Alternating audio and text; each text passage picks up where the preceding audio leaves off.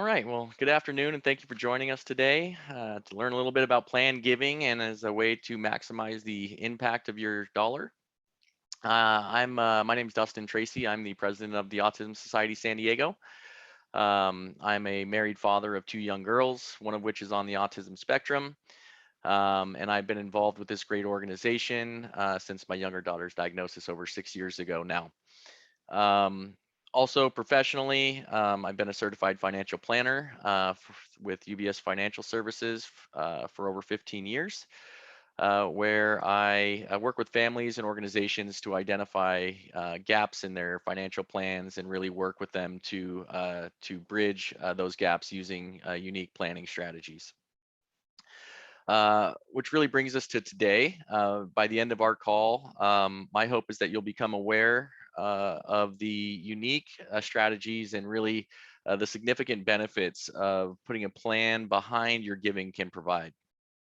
Um, so let's get started. When we start with giving, we always start with the why. So we try and figure out, why it's important that we're contributing to the organizations that we are. So a lot of people understand the tax benefits that are available for making charitable donations. A lot of people are aware of the personal satisfaction that giving can provide.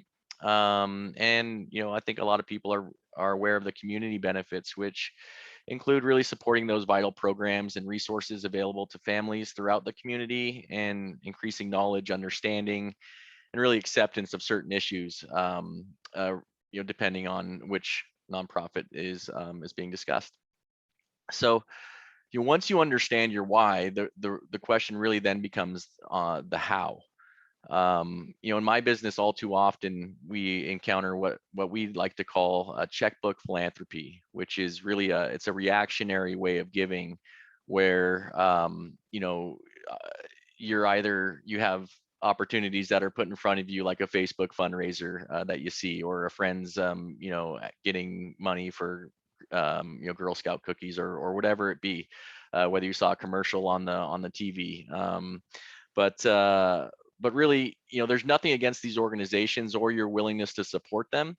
I think where we can really help is in trying to understand that when you support organizations, if you're writing checks or giving cash to them, there's usually a better way to go ahead and plan those donations to not only maximize the benefit that you receive out of them personally, but also to maximize the benefit that that organization can receive, and in some cases can actually increase the amount that you are able to give, which of course would be a great, all other things being equal, a great outcome. So when it comes to the how, we get into a fairly personal question that's going to be different for many people, and that's really not only how do you want to give your gift, but when. So do you want your gift to go to work today, where you can actually see the value, the benefits that it's creating throughout your lifetime? Or is it more important to you to maintain the security and flexibility in your financial plan to leave behind a legacy gift to be remembered by after you're gone? As we go through some of these options, I'd like you to consider how, but also when you want to see your contribution go to work, and how you want to actually see that mark take place in the community. So when it comes to plan giving, there's really two times that you can do it. One of those is during your lifetime, and the other one is after your lifetime. So we'll start with the second one first, because I think it's a little bit simpler to understand. But a lot of times when individuals want to leave money to organizations at the end of their life, they'll add them as a beneficiary in their trust document, or in a will, or in some other estate planning document that would go to support those organizations. And while that is a way to support those organizations at the end of your life, I think there are sometimes more effective ways to look at accomplishing that same goal. So let's assume we have a $50,000 gift that a family would like to make. And currently they have it written into their trust as at the passing of the second spouse, $50,000 donation would be made to XYZ charity. There's nothing inherently wrong with that structure. I think what we would want to look at is to make sure that that same individual does not have maybe some IRA accounts or some 401k accounts or some other retirement assets that could potentially be used here.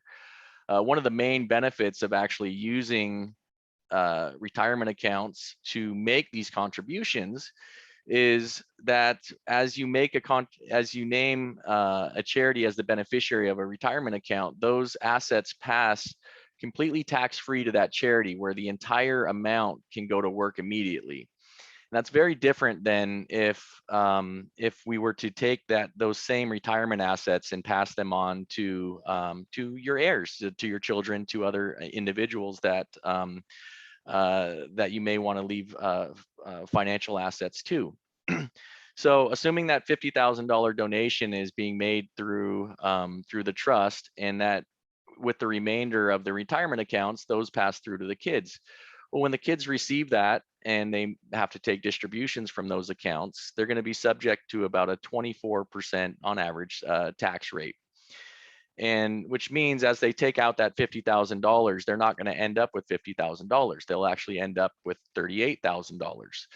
And so by utilizing the ability to name a charity as a beneficiary to your retirement plan, you're able to actually give about $12,000 more than would be otherwise available to give through this situation.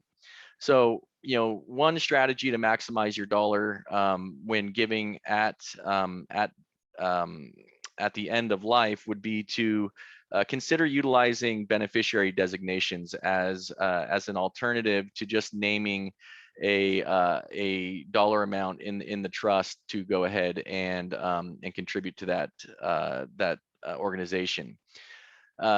Now, as I mentioned, specific dollar amounts, that would be kind of option number 2 here as a way to maximize your dollar. I think as we name specific amounts, that can lead into problems over time as those accounts either grow or fall in value. You want to be sure that when making these plans, that you have considered, potentially, instead of naming a specific dollar amount, using a percentage of your estate going to certain organizations or to certain individuals. And a lot of times what this will look like is there'll be maybe a 5% contribution of the estate to a certain organization, and the remaining 95% is split between the kids or the other heirs of the deceased.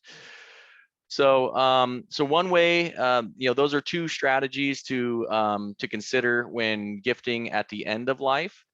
I think, the strategies become a little bit more exciting and a little bit more unique when actually giving now. So that's the other alternative to giving later, of course, is actually having those dollars go to work now, where you can see the value of your contributions immediately. And so, to many, the question of whether to give now isn't a question of want. It's a question of, can you figure out exactly how much you can give now without affecting your life later? And I think this is where it really comes in to importance to utilize, a team when putting together this plan. That team should include, an estate tax attorney. It should include a certified financial planner, and it should also include a CPA that understands charitable gifting.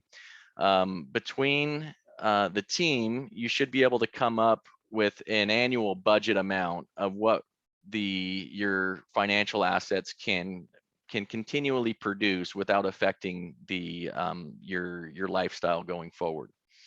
And once that amount is found, it's a little easier to, from there, go ahead and feel not only more comfortable making these gifts along the way, but actually creating a structure that works best for making those gifts.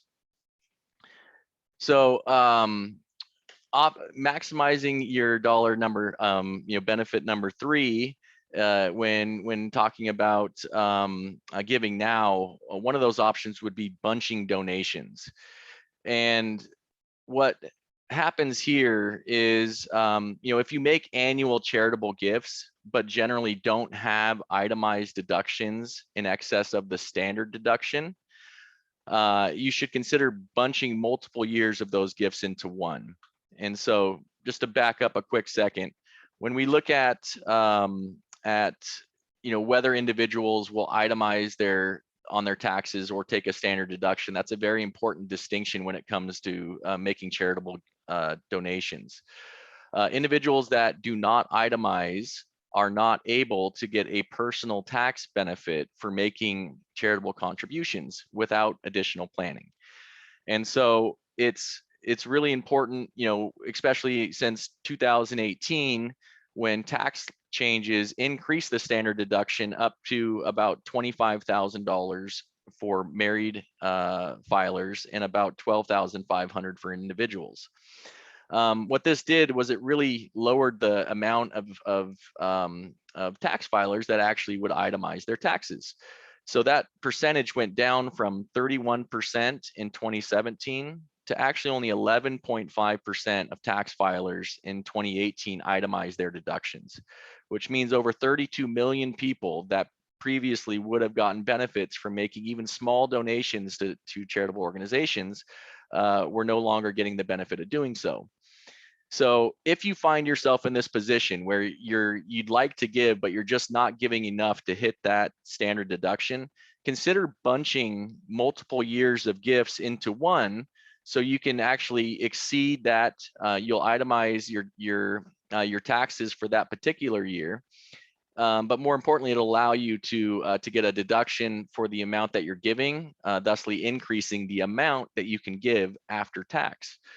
So that's a unique strategy that is something that isn't always considered, but is is something that makes quite a bit of sense when you want to make sure that you're getting an actual deduction on the amount that you're contributing.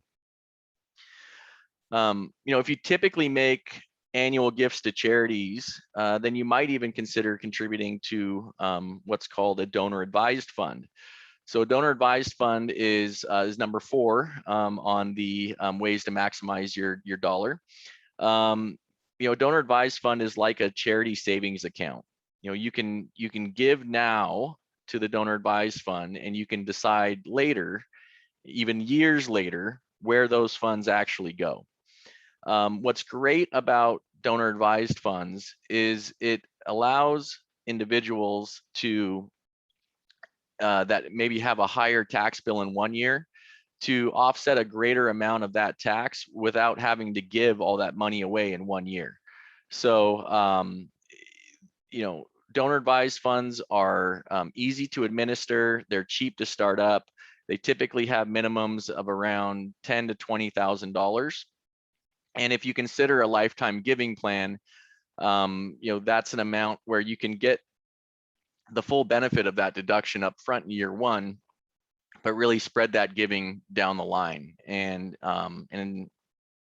while you're waiting to give, of course, these funds are invested and can then still grow completely tax-free for future distribution to these charities. So a very unique and powerful strategy that is increasingly being used a lot more because of its ease of administration, a low barrier to entry with a low cost, no need to involve an attorney to write a trust for you to create this, and really giving the individual full flexibility to spread these amounts over a number of years.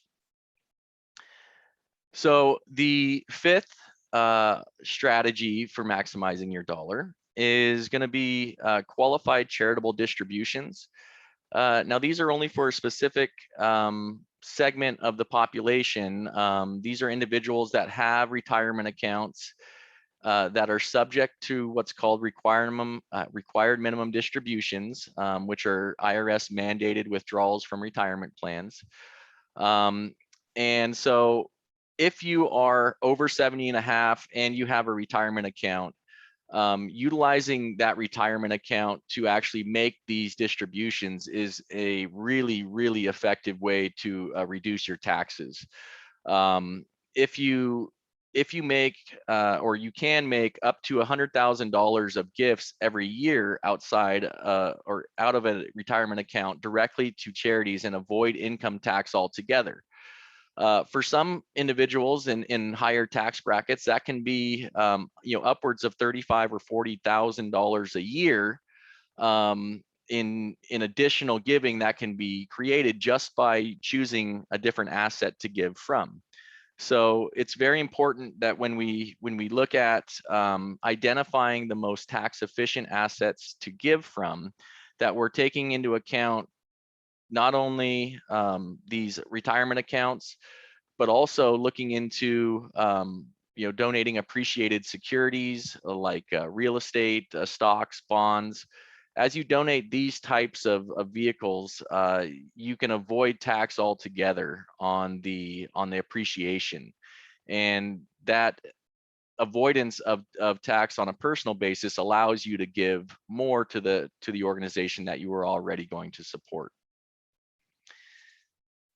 So number 6 is one that we'll cover briefly here, but is typically used for a more a larger giving strategy, and these are charitable trusts and private foundations.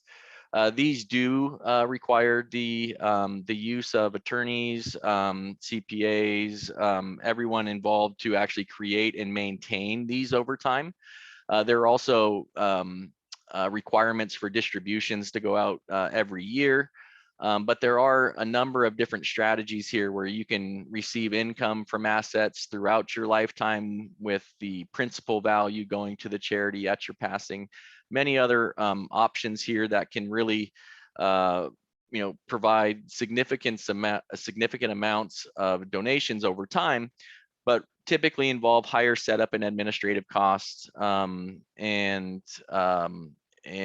so they're not always a good fit for everybody.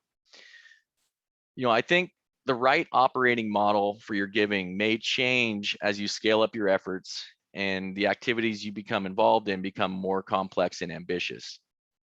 Therefore, do not be afraid to start small and be open to changing your vehicle as your situation changes.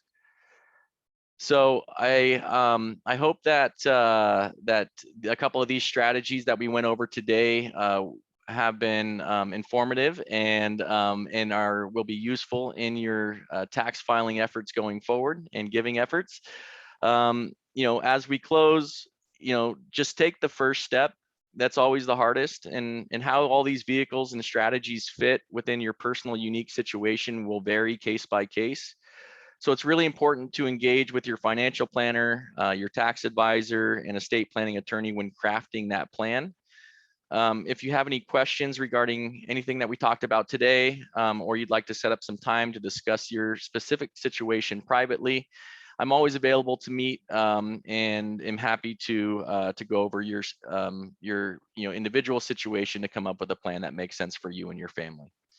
So thank you all for your time today, and we look forward to talking in the future. Thank you all.